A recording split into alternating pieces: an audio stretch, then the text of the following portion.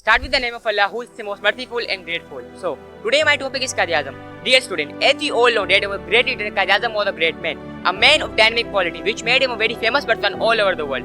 He spent his whole life according to his golden principle. He was a courageous and intellectual person. Even under adverse circumstances, that he remained determined. And of course, this is the only reason that the games of Hindu, English and his own opponent could not push him back.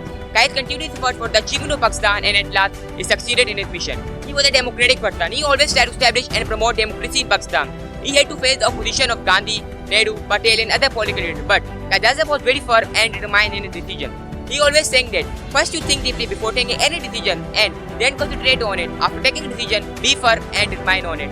Qaid's opponent was also impressed by his personality. Even Lord Mountbatten was compelled to say that Jinnah's personality was very prominent and different. He is not strict only, but beside it, it was very lenient man. Further, two more great qualities was also prominent in Qaid. First is an intelligence and second is a spirit to say everything with his curious and critical eyes.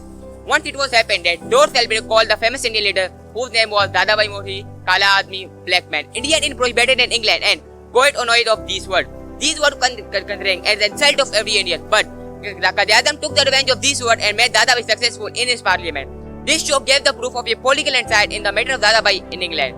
In 1904, Indian National Congress was only the representative party which was struggling for the right of India. He also needed to enter in this party. After entering in this party, Qaid emphasized the Hindu-Muslim unity at every moment. But some prejudicial Hindu like Patel and Gandhi Molu who were trying to disappoint Qaid, but he remained hopeful. In 1914, Indian National Congress sent him England as their representative, where he presented Hindu in a very intelligent and daring manner.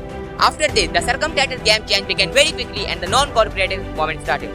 Congress always gave preference to Hindu interests. They just want to free Hindu from English with the help of Muslims. Muslims remained side by side in every movement, but Hindus were not ready to accept Muslims.